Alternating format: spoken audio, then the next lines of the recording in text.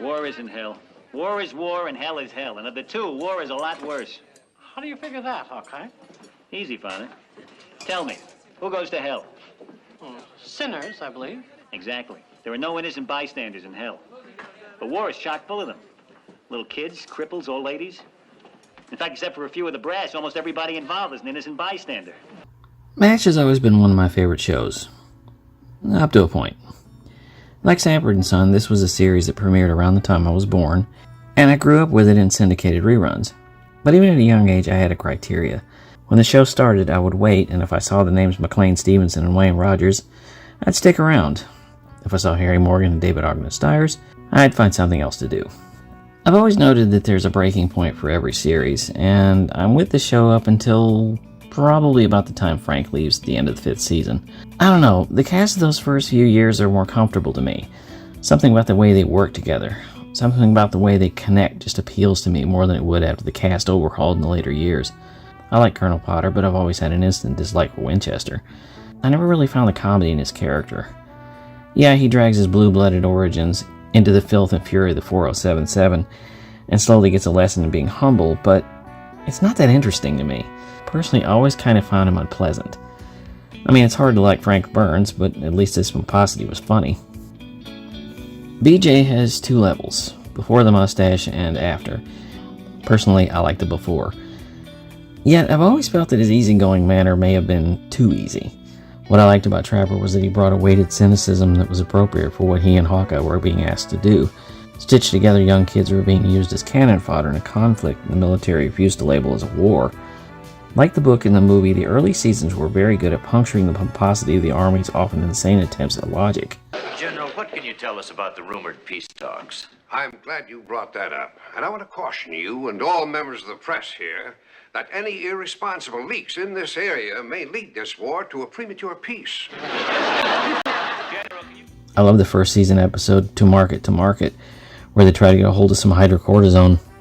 And I like the second season episode, The Incubator, where they try to get their hands on an elusive machine, but are met with this logic. This unit has everything it's supposed to have. You're not entitled to an incubator. That would be a luxury. Well, there's the season 2 episode, For the Good of the Outfit, where Hawkeye and Trapper try to get the Army to admit that they made a mistake that killed Korean civilians. Later on, issues like that would get unbearably preachy. After season 5, after Henry is killed, after Potter comes on board, after Margaret gets engaged, and after Frank goes stateside, something of the irreverent nature of this show gets put on the back burner. That's when Alan Alda basically took over the show, and every dramatic situation was painted with an unbearably thick coat of sentimentality and pathos. Although I will admit that oftentimes it did get very creative. There's an episode where Cleet Roberts comes in and interviews the camp staff. There's a really interesting episode called B.O.B. where we see the events from the point of view of a wounded soldier. And there's a great experimental episode called Lifetime, shot in real time, in which Hawkeye and BJ have 20 minutes to save a patient's life, and there's a clock in the corner of the screen. But I think once Radar leaves and Klinger stops wearing dresses, I'm out. That's when we get soppy episodes, like the one where Margaret is all broken up with the death of the camp's dog. Or very weird episodes like the one where everyone's having nightmares. Ugh.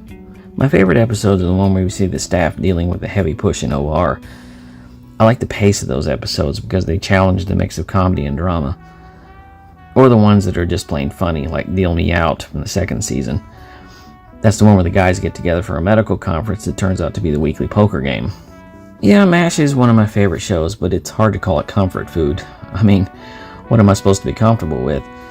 It's a show that batters uneasily between high-end requirements of a sitcom and the sorrow and pain of being on the receiving line of a hospital in the middle of a war zone. Maybe that's what makes it so groundbreaking. For the viewer, you ask, what are we really on board for? I think the best representation of the show's uneasy mix of drama and comedy can be found in this clip from Futurama.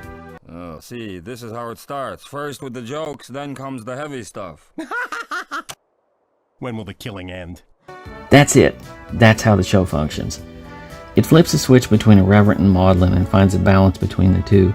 Often the lines are blurred. This isn't a war, it's a murder. This isn't a war, it's a Moyder. As I say, I think over its 11 seasons, MASH did this most successfully in the beginning, but gradually the switch rested more and more on the maudlin setting. Even still, there's so much to like about it. It's an original that upends your expectations on what a situation comedy is supposed to be. It grabs a hold of you, no matter what setting it happens to be on. For Armchair Television, I'm Jerry Dean Roberts. I'll see you around. Are we just going to stand around and let these foreigners take over the 407th? Frank's right. After all, this is their land. What right have they got to it?